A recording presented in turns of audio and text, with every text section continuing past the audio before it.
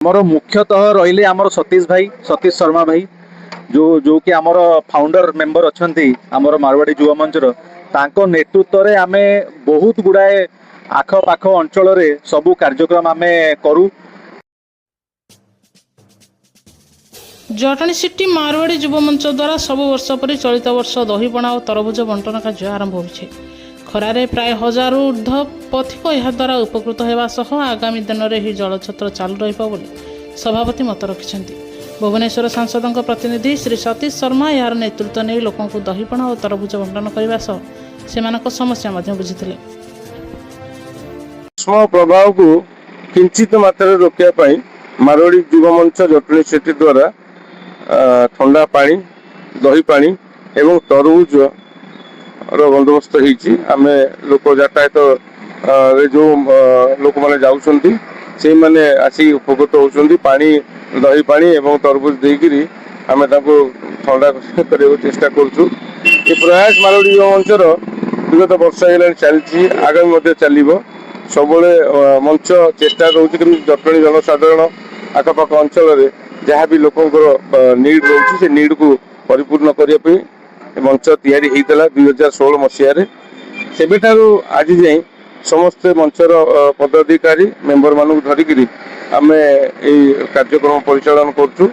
आगामी दिन देखिए किसी दिन पर जो रक्तर जो अभाव चली गोटे ड्राइव चलती से मारवाड़ी युवा मंच पार्टिसिपेटिंग करिवो एवं रक्तदान प्रक्रिया शिविर मु गोविंद सोनी मारवाड़ी युवा मंच जटनी सिटी शाखार गोटे मेंबर। वर्तमान आज ये जो दही वितरण आउ तरबुज सेवा का जो वितरण कैंप आज आम करूँ जो थे कि बहुत संख्यार लोक माने उपकृत होती समस्ते खुशी अच्छा जे एते खरारे एते सुंदर आयोजन कराई समस्ते खुशी अच्छा।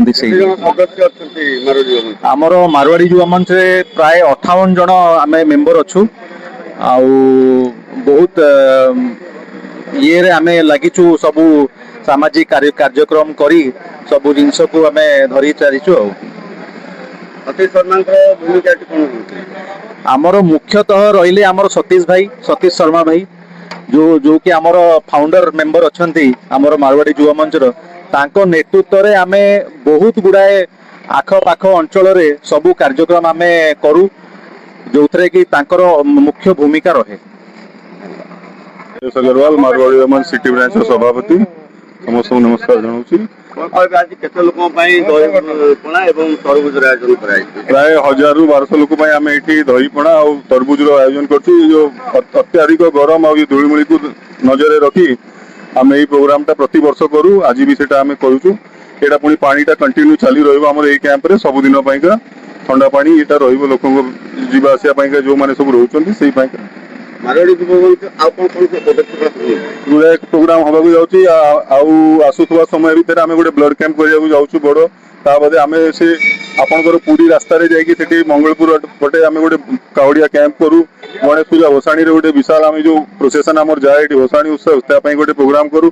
अन्य गुड़ाए जगह जोटा कि आमर 26 जनवरी है 15 अगस्त है से दिन भी किसी आम सोशल कम गुड़ा करूँ जाकि जो बस्ती बासिंदा ये सब जाकि आम से सब जो कम गुड़ा करा कथा सब करुँ।